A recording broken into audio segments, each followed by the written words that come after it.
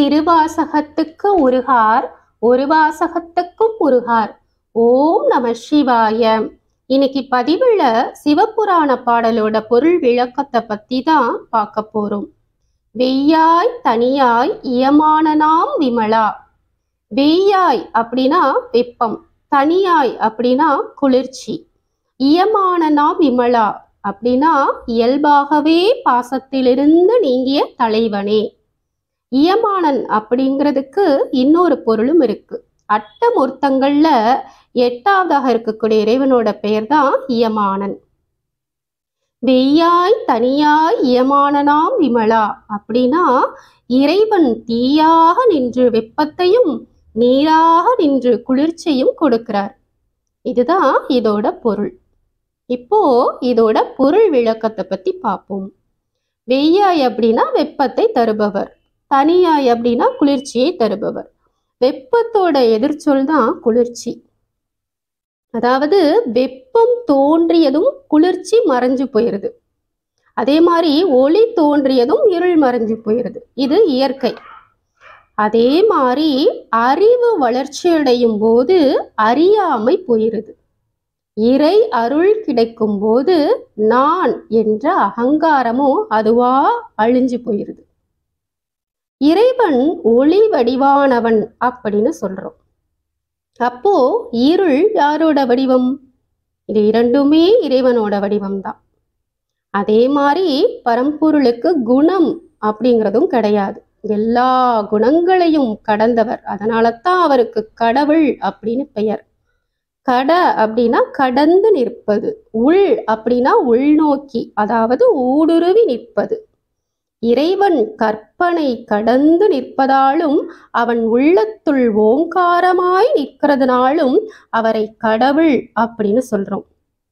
இதைத்தான் மாணிக்க வாசகர் வெய்யாய் தனியாய் இயமானனாம் விமலா அப்படின்னு பாடியிருக்கார்.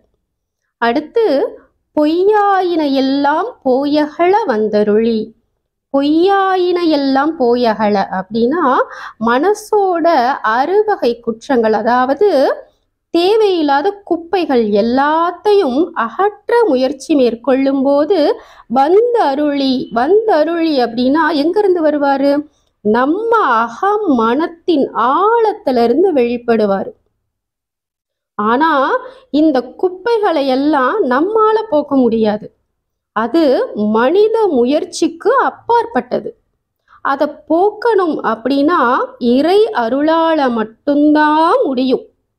ஏன்னா எது பொய் எது மெய் அப்படின்னு நமக்கு அறிய முடியாது. அது பொய் அப்படின்னு எவ்வளோ எடுத்து சொன்னாலும் அது பொய் அப்படிங்கிறத நம்மளால ஏத்துக்க கூட முடியாது. ஆனா எப்போ இறைவனோட திருவடி சம்பந்தம் நமக்கு கிடைக்குதோ அப்போ அந்த பொய்கள் எல்லாம் நம்மை விட்டு நீங்கிடும். இதைத்தான் போய் அகல வந்தருளி அப்படின்னு மாணிக்க வாசகர் அவ்வளவு அழகா சொல்லியிருக்காரு. இறைவன் உள்ளத்துல வந்து புகுந்த உடனே இதெல்லாம் தாமாவே போய்விடுமா. இதை விரட்டுறதுக்கு முயற்சி கூட செய்ய தேவையில்லையாம்.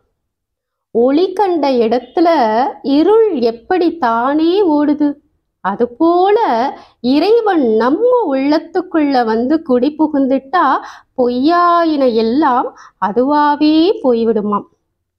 பந்தம் பாசம் பற்று இது எல்லாத்தையும் அவ்வளோ எளிதா விட முடியாது.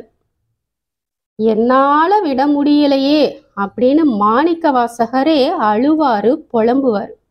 அப்போ நம்மெல்லாம் ஏமாத்துறோம். ஆனா இறைவனின் திருவருள் கிடைக்கும் போது இது எல்லாம் தன்னை போல விலகிடுமா.